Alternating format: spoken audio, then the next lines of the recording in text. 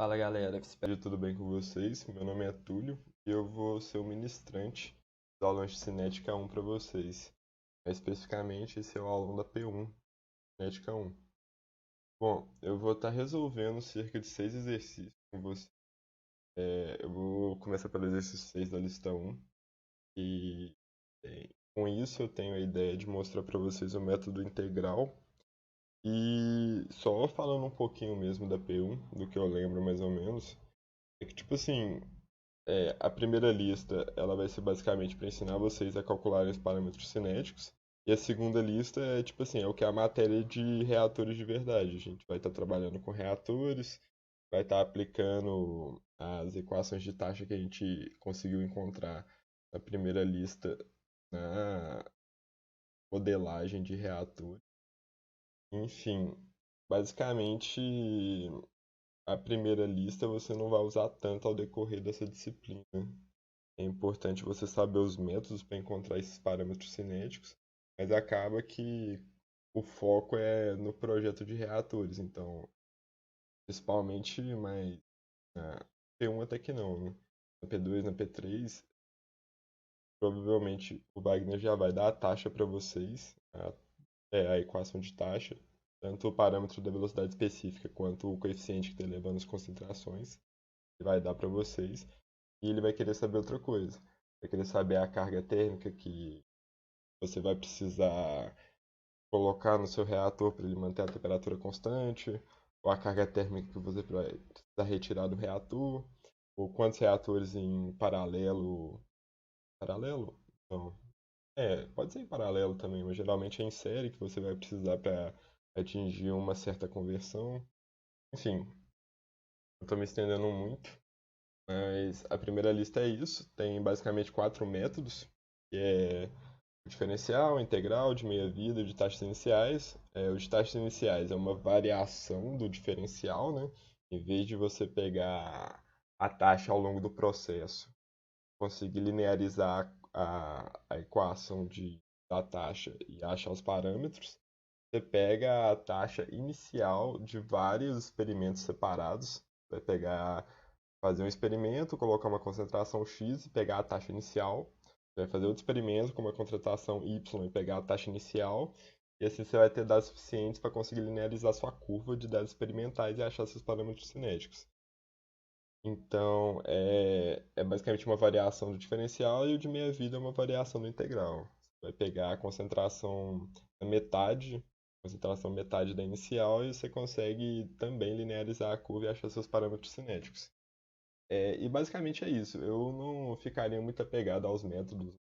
Vamos ver até em alguns exemplos que, tipo assim, acaba que se enquadra em um método, mas você não precisa saber do método para resolver. Você precisa saber linearizar a curva e integrar. Não, integrar não. Linearizar a curva e é isso, linearizar a curva. Então, às vezes você vai ter que resolver uma integral, essa curva linearizada, às vezes não, mas enfim, eu vou mostrar para vocês que é mais fácil, né? Ficar falando só.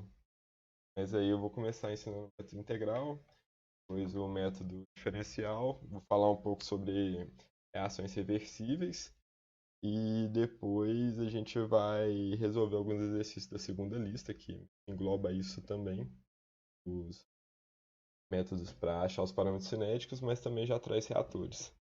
Bom, começando pelo exercício 6. A gente tem que o Dvorko e Shilov,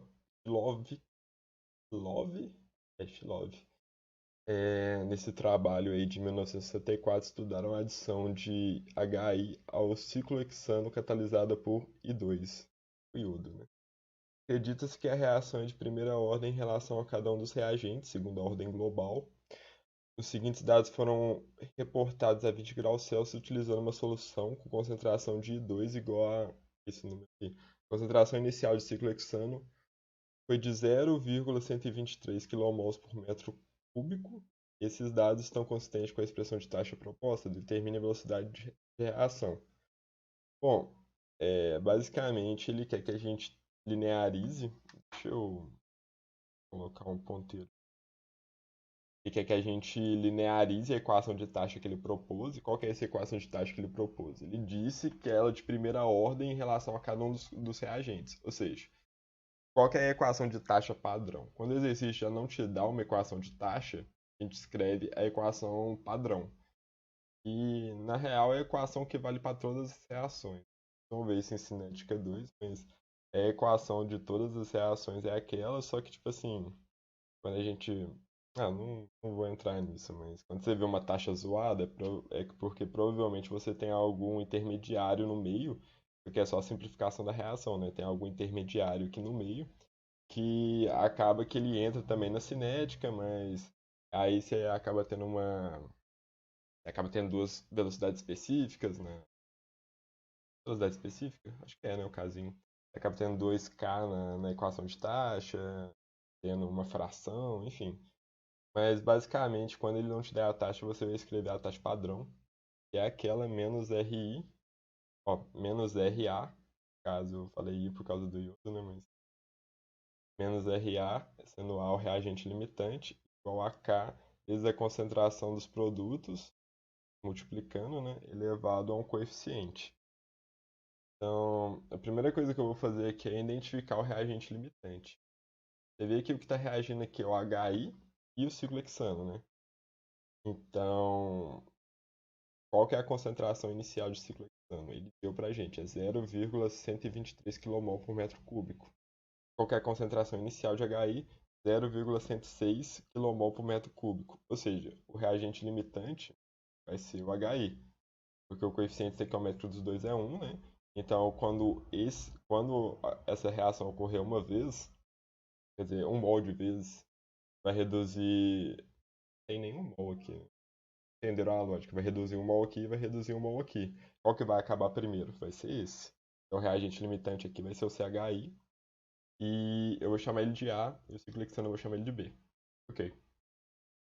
Passando para o próximo slide já. Aqui tem a equação de taxa que eu falei para vocês, a padrão, né? Como tem dois produtos, vai ter duas concentrações se multiplicando aqui, cada uma com seu coeficiente elevado por um coeficiente diferente, que eu estou chamando de alfa e beta. Então, abrindo isso daqui, né? Escrevendo isso em função da conversão, porque imagina só, a gente não tem a concentração de B. Então, uma maneira de deixar essa função aqui apenas com uma variável é escrevendo essas concentrações em função da conversão do reagente limitante, caso A. Então, a primeira coisa que a gente vai fazer é abrir essa expressão de taxa. Sabe que a taxa vai ser a variação da concentração de A pelo tempo, né? E por que menos taxa? Porque essa variação é negativa, tem um menos aqui. Aí você passa ele para cá, né? E deixa o menos no RA, e fica positivo. E qual que é a ideia disso, né? E pensa só, é, vou voltar aqui e mostrar para vocês. A gente tem a taxa que o reagente limitante tá diminuindo, né? Então, na mesma taxa que ele está diminuindo, o nosso produto está crescendo, entendeu? Então, quando a gente deixa ela positiva, na verdade a gente está escrevendo a taxa do produto negativa, né? Ó, a gente está escrevendo a taxa do reagente negativo, mas na verdade a gente está escrevendo a taxa do produto, a taxa que ele está sendo gerado. Porque é a mesma taxa que esse aqui está sendo consumido e esse aqui está sendo gerado, é um para um. Enfim, isso aqui é basicamente a equação de taxa do produto. Isso aqui é igual a RP. Mas esse aqui de P, mas não vou usar isso para nada, mas é igual a RP.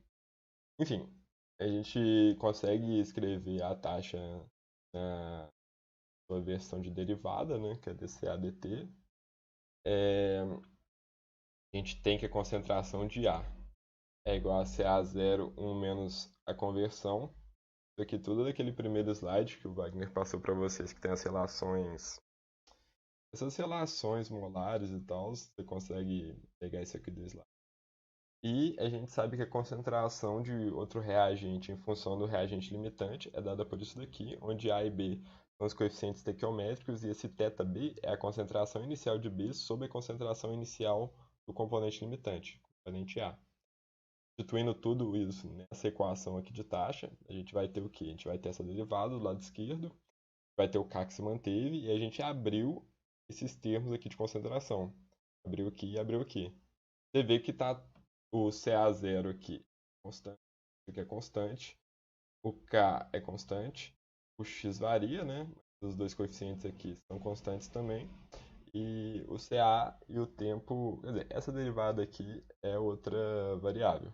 Nós vamos tratar disso depois. Mas basicamente a gente tem uma derivada, uma variação aqui, em função de só o x, só uma coisa, só uma variável, que é o xa. Então dá pra gente deixar isso aqui melhor ainda, que é tipo, bem do ponto de vista, né? Pode ser até pior, mas a gente consegue abrir essa concentração de A em função da taxa de A também, usando essa mesma equação aqui. Como é que a gente vai fazer isso? A gente vai pegar essa equação e aplicar o diferencial nela. Aplicou o diferencial dos dois lados. A gente vai ter que dCA, e aqui a gente deriva, né? Então, abrindo esse parênteses aqui, a gente tem dCA, né? Multiplica aqui da CA0, multiplica aqui da menos CA0XA. Aí aplica a derivada nos dois termos, vai ter dCA0, que tipo, a diferencial de uma constante vai ser zero, né? E aí diferencial desse termo aqui. A diferencial desse termo a gente vai ter que aplicar a regra do produto. Tô ligado que vocês estão sabendo isso aí do cálculo, né? Mas é basicamente o quê? Vai ser a derivada do primeiro vezes o segundo, termo aqui. Derivada do primeiro vezes o segundo, mais derivada do segundo vezes o primeiro. Então, beleza. Deu zero. Ó, isso aqui deu zero. Dá zero. E a gente está trabalhando só com esse termo aqui agora. De novo, a gente tem dCA zero. Esse termo aqui vai ser zero. E a gente vai ficar só com esse termo aqui. Porque XA varia, né? Então não é zero. Vai estar com esse termo. Tem um negativo aqui. Quando ele sai, lembra que tem um negativo aqui de fora dessa diferencial. Quando ele sai, a gente tem essa equação aqui final. E a diferencial da concentração de A é igual a menos CA0 vezes o diferencial da conversão de A. Então, a gente vai substituir isso aqui nesse termo de cima da derivada. E a gente chega nessa expressão aqui. Não, não, eu não. Na verdade, eu não substituí ainda, eu substituo aqui. Tá? Então, a gente vai chegar nessa expressão aqui, substituindo esse valor aqui nesse, tá vendo? Já tem um menos aqui, que é menos taxa, né? Então, quando eu tenho esse menos aqui do dCA, que é menos CA0 dXA, fica positivo. Ver que isso aqui está de fora, né? Só substituir mesmo. Sobre dt, sobre isso tudo aqui. Aí a ideia agora vai ser isolar o xa do mesmo lado do dxa, né? Para a gente poder integrar, e o dt do outro lado. Eu já faço isso, eu passo esse termo aqui das concentrações para cá. Eu só tirei a concentração de A0, né? E juntei os dois, né? Como o CA0 beta está multiplicando o CA0 alfa, então eu posso fazer isso, né? Eu posso mover aqui. Aí, como está multiplicando o outro, basicamente vai ser soma nisso aqui, né? Vai ser alfa mais beta, porque é a mesma base, dois expoentes diferentes. Você soma os dois quando a base é igual e está multiplicando, né? Aí vai dar nosso n, e eu passei, dividi os dois lados por CA0, então vai ter um CA0 aqui embaixo e o dt desse lado. Bom, agora que entra a parte que eu falei, que é linearizar, né? Nosso objetivo vai ser sempre linearizar as equações que a gente tem e achar os parâmetros cinéticos. Mas bom, aqui está a minha equação. Aqui eu já calculo θ, né, que vai ser a concentração inicial de B sobre a concentração de A, que vai dar esse número aqui. E aqui eu já troco, já substituo, né, como eu falei, é a mesma base, dois expoentes diferentes, os dois estão multiplicando, você soma os dois dá n. Então, como está dividido por outro aqui, está dividido por 1, aqui é a mesma base também, né? Você vai subtrair do expoente. Então, alfa mais beta dá n, menos 1 do CA0 que está dividindo. Esse termo aqui, aqui eu já tô integrando os dois lados. Colocando esse lado direito primeiro, tem o dt aqui, eu estou integrando de 0 até um tempo que dá essa concentração, que dá essa conversão aqui. E é a mesma coisa, a gente vai partir de concentração zero desse lado até a concentração que a gente quer. Enfim, aí desse lado aqui eu só substituí o valor de θ. A gente pode ver também que A e B, os coeficientes estequiométricos de HI e ciclo hexano são 1, né? É interessante falar disso também, porque é menos 1, né? Porque o coeficiente estequiométrico dos reagentes é menos 1 e dos produtos é mais, nesse caso aqui é mais 1 também. Mas quando você for aplicar nessa equação, essa equação aqui, ó, que você consegue escrever eles em termos da conversão de A, reagente limitante. Você não aplica o negativo. É A dividido por B, ó, é A dividido por B e vai ser 1 dividido por 1. Não faz diferença, né, nesse caso, porque vai ser menos, o A seria menos 1 e o B seria menos A1, né? Só que quando a gente vai fazer o mesmo processo para, por exemplo, se eu quiser escrever esse produto aqui em função de XA, seria A dividido por P de produto, né? E aí seria menos 1 sobre 1, e aí daria errado. Assim, a gente não quer que esse termo aqui seja negativo para os produtos, quer que ele seja positivo, entendeu? Então, quando a gente for fazer essa continha aqui de A sobre B, A sobre C, etc., A sobre B, sempre vai usar os valores positivos. Só pega o númerozinho aqui, só pega o coeficiente estequiométrico, não coloca sinal não. Enfim, e aí a gente chegou onde a gente queria, né? Que é nessa equação aqui, eu integrei aqui, né? dt dá t, integral de dt dá t, né? E se aplica zero em t dá zero, se aplica t dá t. Então dá o t aqui. E aqui eu não mexi ainda, né? Já ficou faltando menos um aqui no slide. Esse é n menos 1, tá? E aí a gente chega nessa equação que, acredite ou não, é uma equação linearizada. A gente tem esse termo aqui, ó, grandão, que vai ser nosso y. A gente tem k, CA0n menos 1, que é o nosso coeficiente angular. A gente tem o t, que é o nosso x. Então até escrevi aqui e já coloquei explicadinho aqui o que é cada coisa. O y vai ser essa integral, nosso coeficiente angular vai ser esse termo aqui, é constante, e o x é o t. Então, o que acontece? A gente tem o XA de dados experimentais, tem um laboratório, tem o tempo, que a gente cronometrou, e a gente está em busca do coeficiente angular. Então, o que a gente vai fazer? A gente vai pegar uma tabela, vai integrar isso daqui, vai ter integral para cada ponto nosso. A gente vai pegar o tempo também para cada ponto, vai fazer uma regressão linear, vai achar esse coeficiente angular, e aí a gente divide por CA0 elevado a n. Aí a gente acha K. Só que a gente não tem K e não tem N, né? Tem duas variáveis aqui. E desse lado aqui também, né? Tem alfa e beta, né? Que a gente não sabe. Então, lá do enunciado, ele fala que a reação é de ordem 1 para cada um dos reagentes, né? Isso quer dizer o quê? Quer dizer que ele quer que a gente prove isso também, né? Ele pede pra gente provar se essa suposição tá certa. Mas o que isso quer dizer? Isso quer dizer pra gente que alfa é igual a 1 e beta é igual a 1. Já até coloquei aqui, né? Então, o método integral funciona dessa maneira. Você tem que chutar os coeficientes para fazer essa integração. Então, quando eu chuto o coeficiente igual a 1, o n igual a 2, esse n aqui dá 2, né? Ó, de novo eu esqueci do menos 1. Esse n aqui dá 2, menos 1 fica 1. E aqui, o alfa e o beta fica cada um respectivamente igual a 1. E esse termo aqui exponencial some. Então, quando a gente for integrar, quando a gente for resolver essa integral aqui, a gente vai considerar alfa e beta igual a 1. E quando a gente achar o coeficiente angular, a gente só vai ter uma variável. A gente só vai ter uma variável nele que vai ser o k, porque o n a gente já colocou como 2. 2 menos 1 dá 1. Só dividir pela concentração inicial de A que a gente tem o k. Bom, aqui eu já trouxe o resultado para vocês, mas eu vou ensinar vocês a fazer. Acho que o que gera mais dúvida aqui vai ser essa integral aqui, né? Vou ensinar vocês a fazer na HP, mas aqui já tem os dados certinho.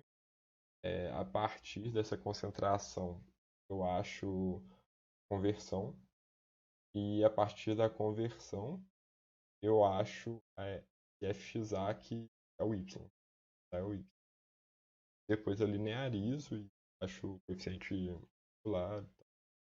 Eu vou mostrar para vocês aqui no Excel. Com, basicamente, eu trouxe os dados aqui para ficar mais fácil de copiar, né? Eu já coloquei o tempo, já fiz a minha coluna com a concentração. E aí eu já achei o XA para aquela mesma equação, né? E não, na verdade, não é a mesma, é a mesma equação que eu mostrei para vocês, né? Que escreve CA em função de XA. Só que eu isolei o X. Então, quando você vai isolar o X, o que você vai ter? Você vai ter a concentração inicial menos a concentração do ponto sobre a concentração inicial. Então, isso para o ponto inicial vai ser zero, né? Porque vai ser concentração inicial menos concentração inicial dá zero sobre concentração inicial sobre concentração inicial é zero. Mas para o ponto 2, por exemplo, a gente vai subtrair a concentração inicial menos a concentração do ponto 2 dividido pela concentração inicial, a gente tem uma conversão de mais ou menos 6%. Enfim, fiz esse cálculo aqui, tranquilo. Aqui eu já calculei o θB também, já estava lá no slide, né? Cá. E aí, eu vou mostrar para vocês agora como que a gente vai passar, como que a gente vai fazer essa integral na HP. Então, gente, eu estou aqui no aplicativo do HP. Eu não sei se todo mundo comprou HP e, tipo, eu acho que nem precisa para fazer matéria do Wagner em AD. Mas, enfim, eu vou deixar o site que eu fiz o download, o site oficial da HP Software aqui para vocês.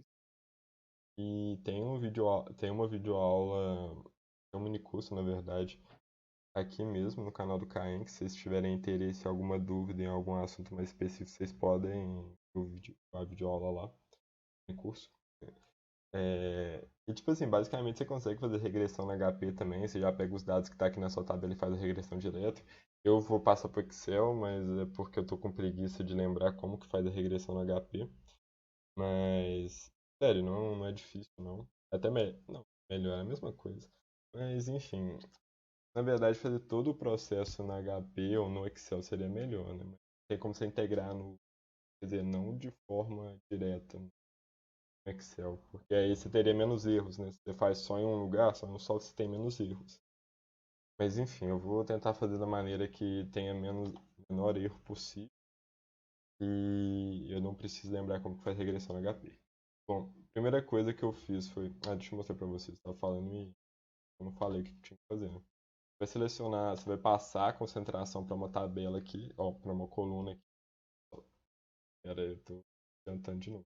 Você baixar o aplicativo da HP, clique em Apps, que já não vi nessa tela aqui, e você vai selecionar a folha de cálculo, que é tipo o Excel da HP. Nessa folha de cálculo, você vai pegar uma coluna e vai colocar os dados da sua conversão. E você vai selecionar a coluna do lado, não precisa estar do lado, seleciona uma coluna. E aí você vai apertar esse botão aqui, selecionar. Você vai descer a coluna toda, vai selecionar a coluna toda. Podem ver o que eu aperto, dá um highlight aqui. Então, ao fazer isso, ó, chegou na folha de cálculo, você vai passar uma coluna com a sua conversão, vai clicar em selecionar, vai selecionar uma coluna. Ok, fez isso. Vai digitar a fórmula que você quer, igual no Excel. Igual. Aí você vai aqui, ó, em units, vai colocar essa integral aqui. A integral vai de zero até sua célula de conversão, no caso é a. E aí você digita a equação que está dentro da integral, que vai ser um menos x vezes o θ b, 163,774. Você vê que não é vírgula que a gente tem que usar, é ponto. Se usar vírgula é erro. Isso. Ok. Então você realmente clica em OK aqui. Só uma coisa. Essa opção aqui de caso, ela tem que estar marcada. Tem que ter aquele pontinho aqui. Ok.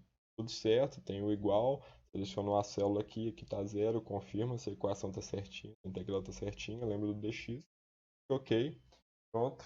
A HP já calculou numericamente o valor das integrais. Agora é só passar para o Excel. Eu vou voltar para o Excel para fazer Nossa, fugiu aqui a regressão linear, mas como eu já disse, tem como você fazer no HP mesmo. Bom, voltando para o Excel aqui. Já tem esses dados, né? E, bom, a gente vai fazer o quê? Vai ser uma regressão linear de y, que vai ser o f de xa, pelo tempo. E de boa, eu criei o gráfico aqui com a regressão, né? Podem, tipo assim, deixa eu ensinar vocês, sabe, né? Caso não saibam, é só vir aqui, ó, inserir. Então, você vai nessa linhazinha aqui, ó, e você vai inserir esse gráfico aqui, ó, de dispersão. Aí, selecionando o gráfico, você vai aqui, ó, aparecer esse menu para você, selecionar dados. Aí você vai aqui, ó, entradas de legenda, série adicionar. O nome não é importante. X, vai ser seu X. Y, tá bem com esse seleciona da integral. E OK. E de novo, você já vai ter o gráfico aqui com os pontos, né? E aí você vai nesse maisinho aqui. Tendência. E aí você dá 2 cliques em cima da linha de tendência. Aí já vai aparecer aqui, ó, os modelos que você quer enquadrar a regressão, etc. E aí tem aqui. O que você precisa quando você faz a regressão? R quadrado, para ver se está bom. Nesse caso aí tá, né? Dá 0,9998. E a equação do gráfico, que é exatamente o que você precisa para pegar o coeficiente lá, né? Aqui, ó. É o 0,004x. Não sei se tem dúvida nisso, né? Mas aqui também deu um coeficiente linear, né? Que é onde o gráfico bate aqui. Ó. Nesse caso, ele é para ele bater no zero. Só que ele não bateu, ele bateu nesse valor aqui que é bem baixo. Então, isso aí é erro experimental. Você vê que o r quadrado não é 1, né? Se fosse 1 seria 0, mas seria 0, com certeza seria 0 esse coeficiente linear aqui. Mas você pode falar que esse menos 7 vezes 10 a menos 5 é erro experimental. Enfim, tá bonito, né? Dá 0,004. Vê que isso aí tá arredondado, né? Vai ser 0,004. Enfim, isso aqui tá. Não é, não é assim que eu faço regressão. Não é assim que vocês deveriam fazer regressão no Excel, pelo menos. Porque esse menu arredonda as coisas. Enfim, vou estar mostrando para vocês um jeito mais preciso de fazer regressão no Excel. Vou excluir esse gráfico aqui porque está ficando muito carregado. Uma maneira mais precisa de fazer regressão no Excel é indo aqui, ó, em dados. Aí aqui em dados você vai em análise de dados. E aí você vai selecionar regressão.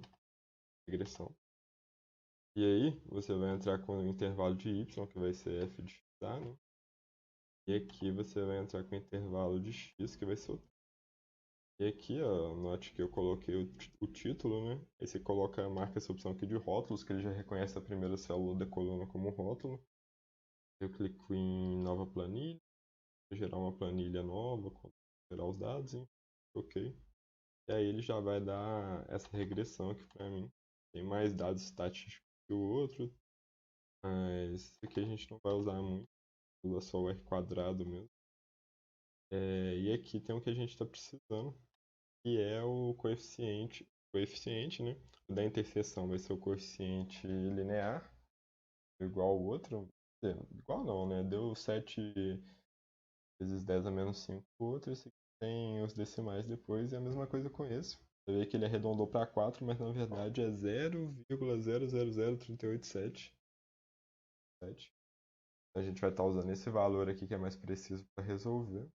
Vou essa planilha aqui porque eu já fiz ela aqui, ó. Enfim, esse é um jeito mais preciso de fazer essa regressão no Excel. E ele não vem habilitado por padrão. Caso você vá em dados e não tenha nenhum solver, nenhum análise de dados, eu vou estar usando os dois nessas videoaulas. Podem vir aqui, ó, em arquivo, mais opções. Aí vocês vão em suplementos. E vocês vão aqui em ir. Quando você clica em ir, vai aparecer essas ferramentas aqui, ó. Você habilita o Solver, ferramenta de análise de dados do VBA e ferramenta de análise de dados. Eu não sei se qual das duas que habilita o análise de dados. Eu acho que é esse daqui, ó. Você não precisa habilitar o do VBA, que eu nem sei o que faz. Mas habilita os dois só por precaução mesmo. E aí vai aparecer as opções aqui para você. Bom, agora que já achei essa integral aqui, tem o meu tempo, já até realizei a linearização da curva, peguei o meu coeficiente angular, a gente consegue achar o K, a velocidade específica, né? Então aqui eu lembro de colocar o menos 1. Ele seria 2 menos 1 dá CA0. CA0 vezes K a gente divide por CA0, né? O valor do coeficiente, que é esse daqui, né? O valor do coeficiente angular por CA0. E a gente acha o valor de K, que deu 3,65 vezes 10 a menos 3 metro cúbico por segundo quilomol. O Wagner também ensinou para vocês, né? Como que você acha a unidade da velocidade específica. Só que vou passar para vocês, tipo, como é que faz de novo, né? Basicamente a unidade de tempo dividindo a concentração a menos um. Então, tipo assim, a concentração inverte vezes um sobre a unidade de tempo. Só que não é tão fácil assim. Vai ser a unidade da concentração em si vai ser menos um nesse caso, né? Mas na verdade é como se fosse, como é que eu vou dizer? É, tipo, a unidade da concentração é um menos o N, que é a ordem global da reação, né? Então o N aí é 2. Então quando você faz um menos 2 dá menos um, e aí vai ser menos um de concentração. É basicamente isso. Se o N fosse um não ia ter o termo de concentração, ia ser só um sobre S, um sobre segundo, né? Sobre unidade de tempo. Enfim, lá no slide tem direitinho, é só vocês darem uma olhadinha lá se vocês tiverem dúvida. E o nosso R quadrado, né, que eu até mostrei para vocês lá, é 0,99, que é um R quadrado ok, né? Não pode dar é 0,98, 0,97, mas 0,99 já... Só tendo 2,9 já tá ok, esse aí tem 3, tá bom também. E um problema que eu tive nessa... Esse aqui é o resultado do gabarito, não falei pra vocês, né? Mas o problema que eu tive com essa resolução é que ela não bateu com o gabarito.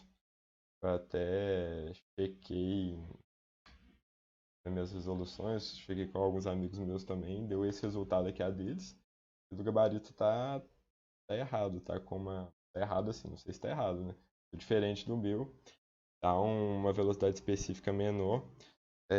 O que que pode ser isso? Pode ser alguma coisa relacionada à concentração do catalisador lá, né? Que a gente não usou para nada.